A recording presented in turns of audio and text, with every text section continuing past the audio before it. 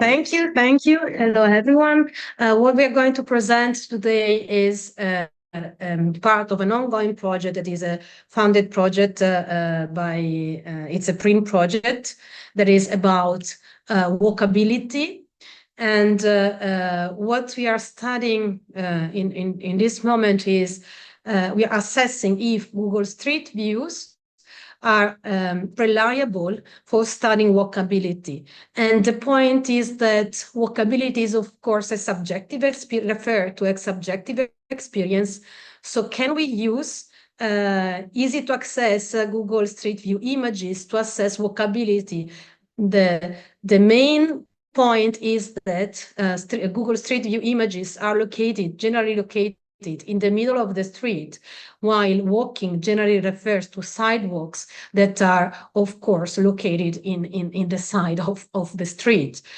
So we decided to compare Google images together with images that we created using a 360 panoramic views, as you will see later. And we compare those images, try to understand the perception of people using a place pulse data set with, of course, a process of machine learning. Assuming that the place pulse data set is reliable, we will have another presentation in the afternoon about that. We do this to demonstrate if and in which cases those images are equivalent for studying walkability. Of course, this is a starting point of a research, and we will further investigate this subject. The starting point, the impact of the research is given by the fact that if we do a very rough literature investigation, by putting the keywords urban walkability and Google Street View, we have a great number of outcomes. And we did a title eligibility process by reading the titles, and then abstract eligibility and full text eligibility to check if authors were actually using Google Street Views for analyzing urban walkability. And actually, this is the case. So we think that it's very relevant to go more in depth into the representational part of the images to better understand if we can actually use those images as a reliable tool. Yeah, so here is our research method. Firstly, we will choose the specific research area and the specific street in Milan, and we will choose lots of sample points along this street. We will collect the data from the street center line and also the sidewalk with a 360 image.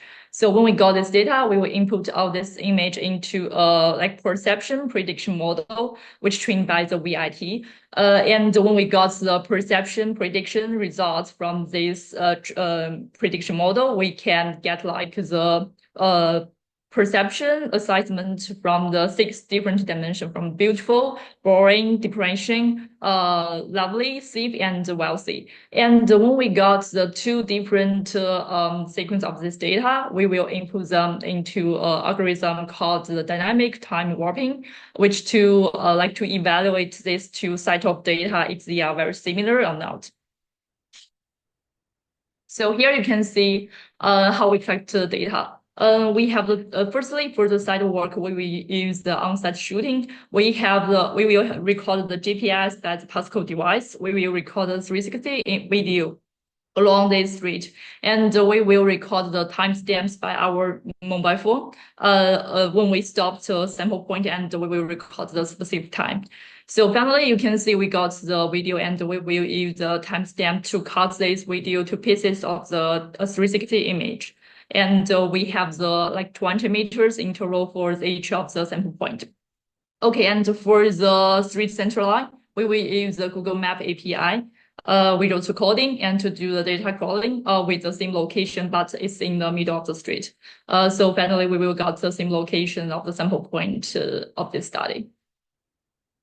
And when we got all the like image data, we care about the perception score. So we decided to use a pre-trained model, which called the human perception. It's trained by the police post two data set by the Gordon transformer, a deep learning model architecture.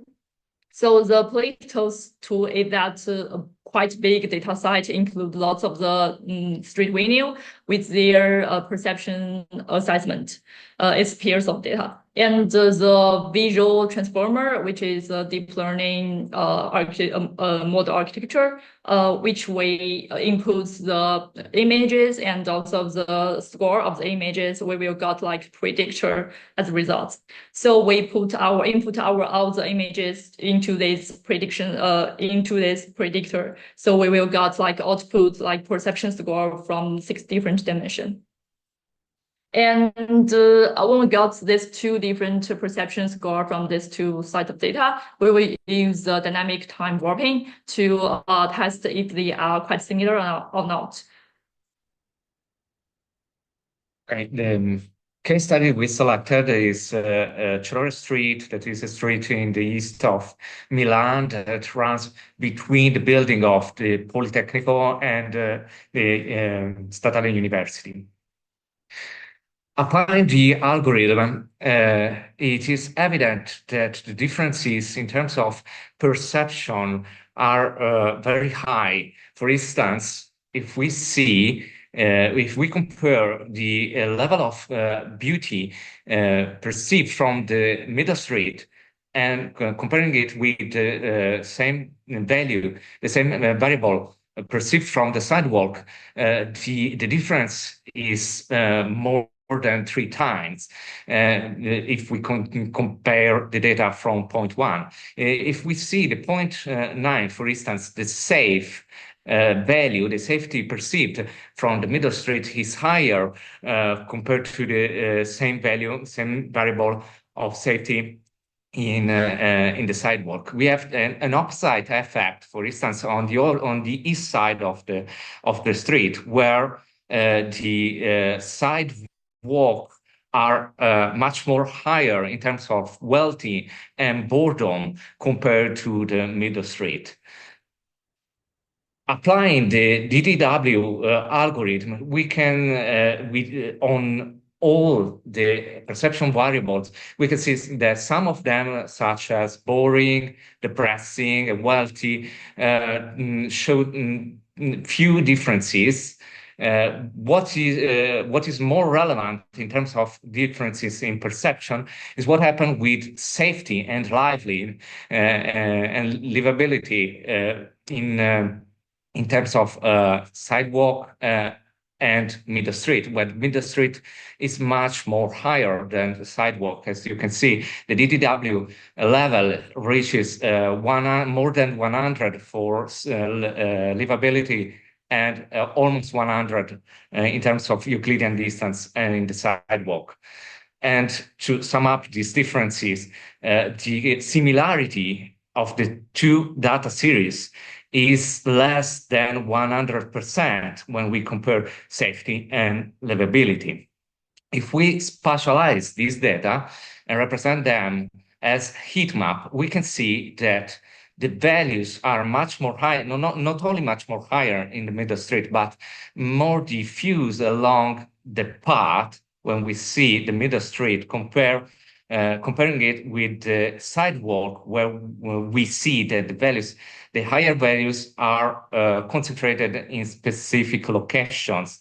We can see it in safety, and it is a little bit more evident here with livability, where some spots are perceived higher in terms of lively effect, and some spots are almost zero as level. So some spots disappear as livability.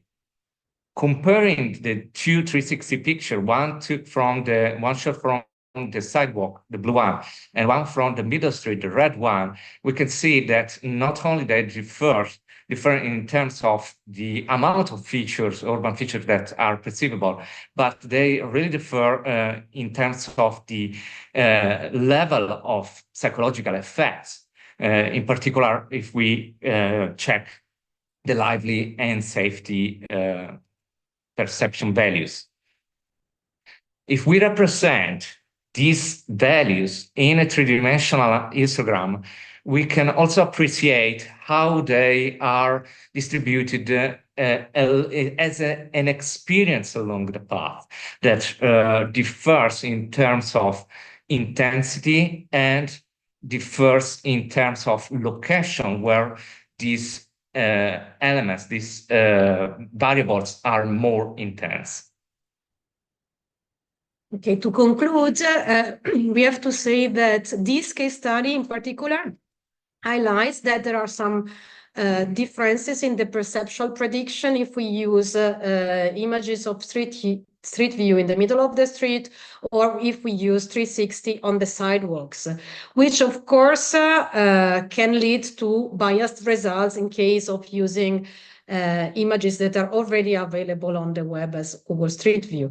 This, of course, is only one case study, so this should be further investigated on other urban areas, for instance. But in any case, it's one, let's say, element that should open some critical reasoning about in which cases can we use those images, Google images, for studying walkability, for instance, walkability effect. Of course, since we do not think that the data set of images is entirely reliable for studying walkability, then we have to better understand which elements can be used to gain some reliable insight, and which others are instead different. As we demonstrate through the case study, there are some elements that are more or less equal if we use the sidewalk or the center line, and other elements that are completely different. Especially in our investigation using place pulse, the safety and livability are two elements that should be carefully considered if we have to use Google Street View images that are, of course, very easy to find all over the world as 360 images. So this is an open question about the role of images in doing prediction using machine learning tools. Thank you.